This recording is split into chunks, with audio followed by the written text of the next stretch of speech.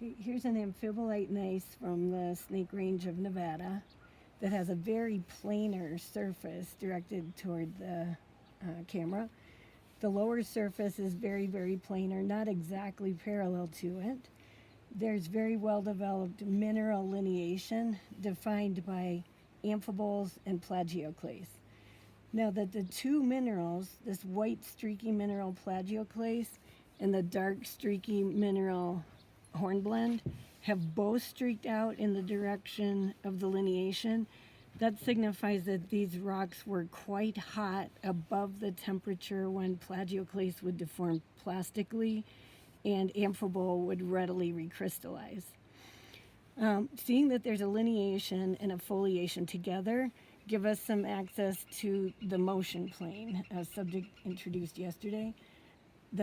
The plane of conceptual reference in which we can make good determinations about motion. The lineation for a field or a sample determination we can take as being parallel to the stretching axis of strain, or X, and the foliation we can take as being a good representation of the shortening direction for strain perpendicular to the foliation. The shortening axis Z would be a line or pole that's perpendicular to the foliation.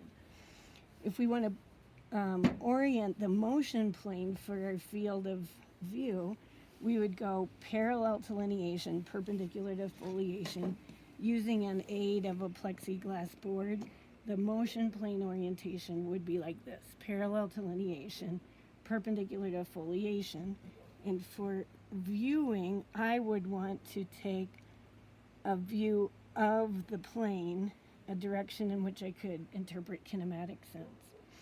Looking at a different sample, let's say this one, okay, if this metaquartzite were oriented in space like this, with its streaky biotite lineation and quartz ribbon fabric or hot striae from quartz, the motion plane orientation would be like this: perpendicular to foliation and parallel to lineation. Therefore, the interesting viewing direction for this example of nearly strike-slip striations, providing an indication of the stretching direction of strain, the viewing direction for the motion plane would almost be straight down at a horizontal plane. Now, these two samples have a descriptive term that we could apply to them. These would both very well and in shorthand be described as LS tectonites. So L for lineation, S for foliation is the symbology. It's because the symbols were determined by French geologists who worked in the Brittany region of France. The S stands for schistosite. So LS tectonite, where the term tectonite refers to a beautifully deformed, foliated, lineated rock from the middle crust of Earth. Okay, of course, in the background, we'll be thinking, well, these aren't the sort of rocks that we see deforming at the Earth's surface. They must have gotten to the surface of the Earth somehow, so faulting is likely responsible. Either contractional faulting or extensional faulting had a role in getting these rocks to the surface. And if we're looking at these sorts of rocks that have dramatic mineral fabrics like that, frankly, to put our minds into the realm of interpretation of the metamorphic rocks, we're going to filter out things that look like cracks and fractures.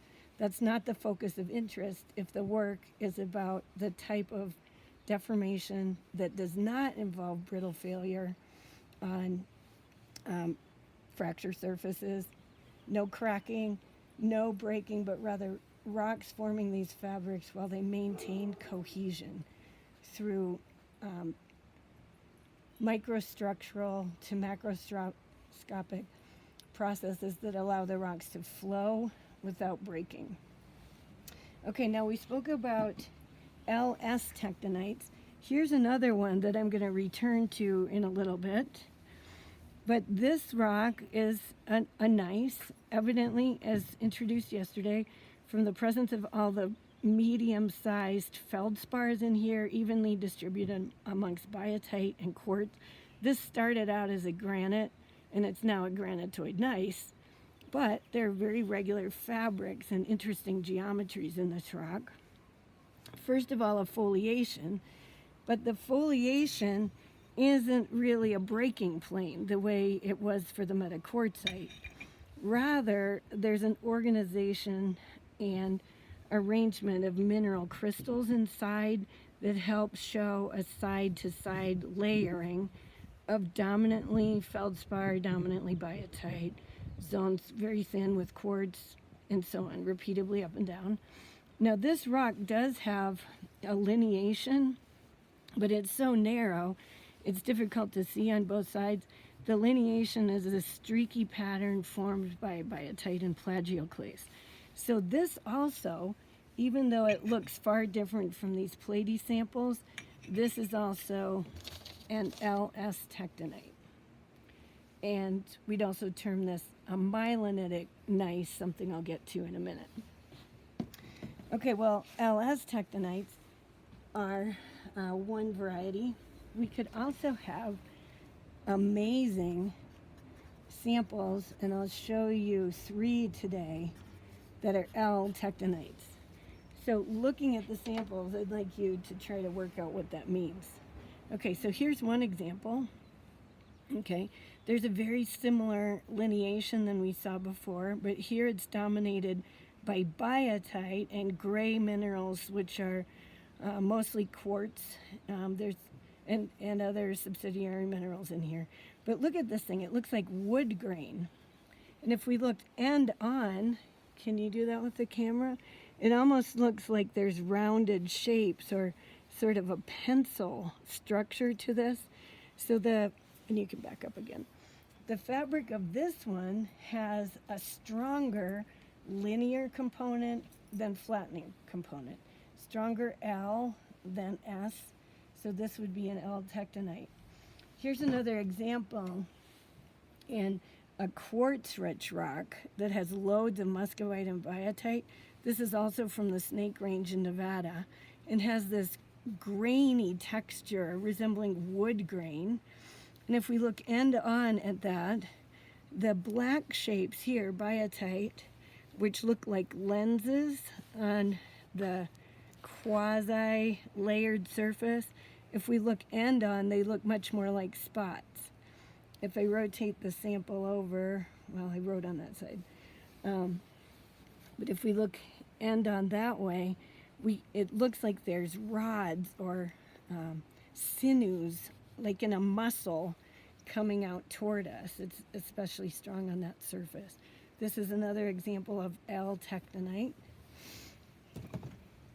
And the final one is this one, which is a beautiful rock I just took out of our garden. I have these things all around the yard so I can enjoy their features. But again, it looks like very, very strong rods or lines that are assembled in a bundle. And if we look edge on at those, end on at those, it's very difficult to see any regular layering. Oh, one more L tectonite. And this one is really just an astonishing beauty. It's very dense and it's studded with equant garnets. So these garnets are dodecahedral, of course. They act like a round element within this linear feature. So it wasn't possible to stretch those garnets out under the temperature and pressure conditions that this meta-amphibolite felt. Okay, let's pause there.